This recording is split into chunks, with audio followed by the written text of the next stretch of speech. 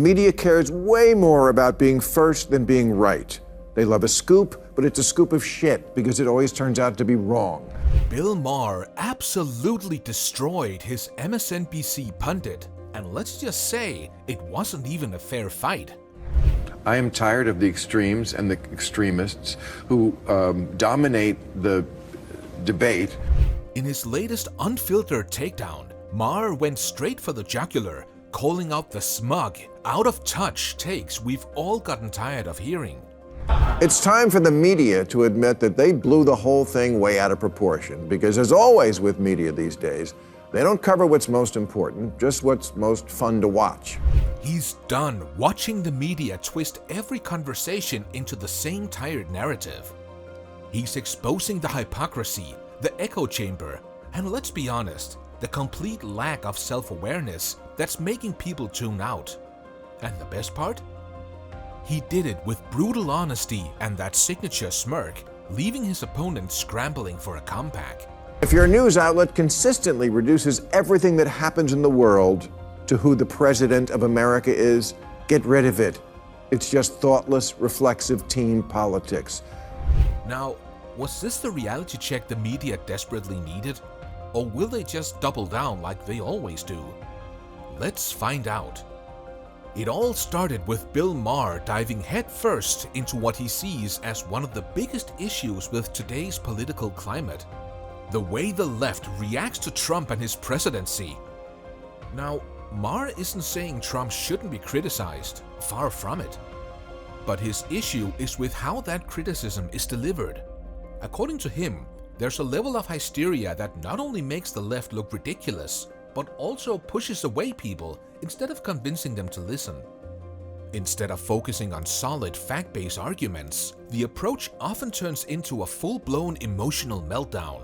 And let's be honest, when has over-the-top drama ever changed anyone's mind? But also there is a big problem of calling every Republican a racist and calling everything racism. That goes on the left. Maher lays it out clearly. Some of Trump's actions absolutely deserve criticism. The controversial tweets, the unpredictable policies, the bold statements that often seem disconnected from reality, those are fair game. But where the left goes wrong, in his opinion, is in making every little thing a crisis. It's like a never-ending siren blaring in the background, making it hard to separate real issues from exaggerated panic. If every single thing is treated as the end of the world, then people stop paying attention altogether.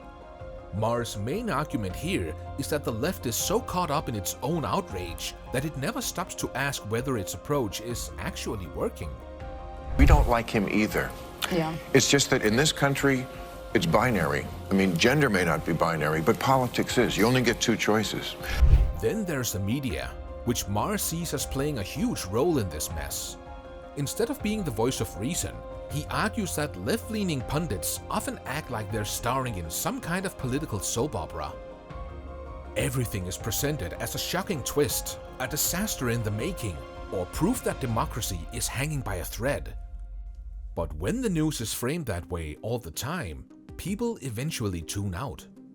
Maher calls out how this approach does more harm than good, making the country even more divided.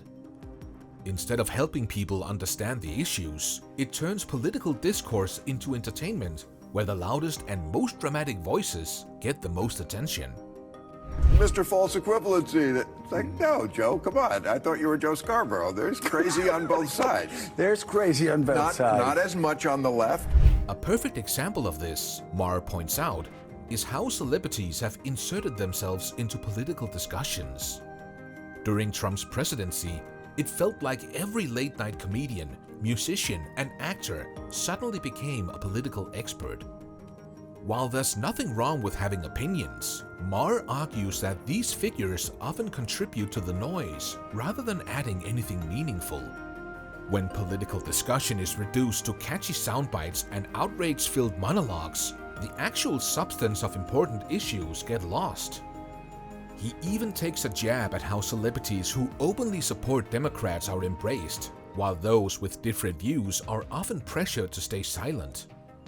That leads to another major issue Maher highlights: the left's intolerance for differing opinions. While it claims to champion diversity and open-mindedness, he argues that in practice, it often does the opposite. If someone dares to question the prevailing narratives, they're quickly labeled as problematic or worse. Instead of encouraging debate, this creates an environment where people are afraid to speak their minds. Maher finds this deeply ironic. After all, isn't democracy supposed to be about allowing different perspectives to be heard? Yet, when someone even slightly steps out of line, they're treated like an enemy rather than someone with a different viewpoint. All right. I consider myself an old school liberal. You have to make that distinction now because, you know, the word woke, which started out as a good thing, being alert to injustice, and a lot of people get triggered by the word because when they hear it, they think of it the old meaning, which was good. Right. And speaking of open debate, Maher takes a hard look at how political correctness has made discussions even more rigid. He sees it as a growing problem, where people feel like they have to tiptoe around certain topics just to avoid backlash.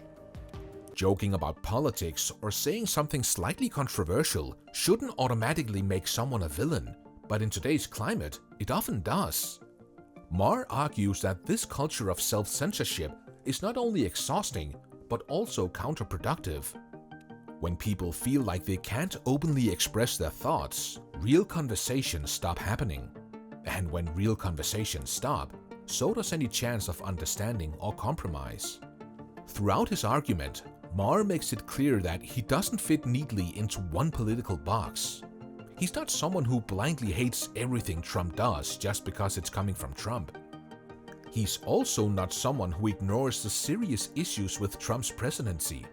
Instead, he insists on evaluating things individually without letting media narratives dictate his opinions.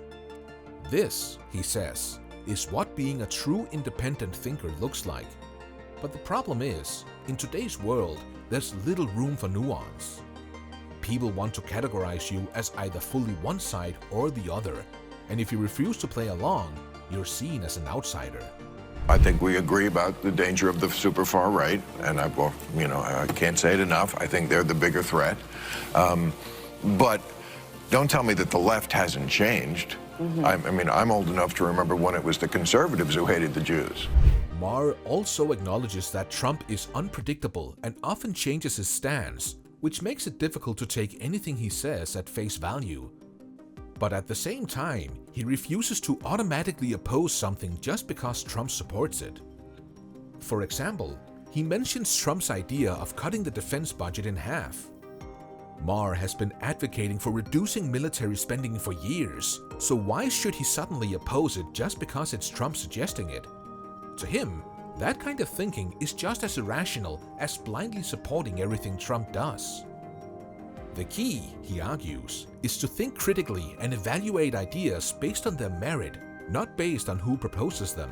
Coalition of Trump voters, people who really like him, they certainly are those, and then there's people who don't necessarily like him that much, but they still think he's less crazy than stuff that strikes them as aggressively anti-common sense. Right. Maher's larger point is that political discourse has become too rigid, too tribal. The left and right are so entrenched in their own narratives that they refuse to acknowledge anything outside of them. The left, in particular, often falls into the trap of moral superiority, assuming that because their values are rooted in justice and equality, they are beyond criticism. But no one is above critique. No movement is perfect, and shutting down all opposing voices, no matter how misguided they may seem, only fuels resentment and division. All of this ties back to one of Maher's biggest frustrations: the way people only want to hear things that confirm what they already believe. He points out that if someone is firmly on the left, they'll only pay attention to moments where he criticizes the right, and vice versa. The selective listening creates echo chambers where people only hear what they want to hear. As a result, the ability to have genuine discussions disappear. Maher finds this deeply troubling because it means that people aren't really engaging with different perspectives. They're just reinforcing their own views over and over again. And if you enjoyed this video, don't forget to like, subscribe, and hit that notification bell so you never miss out on more updates.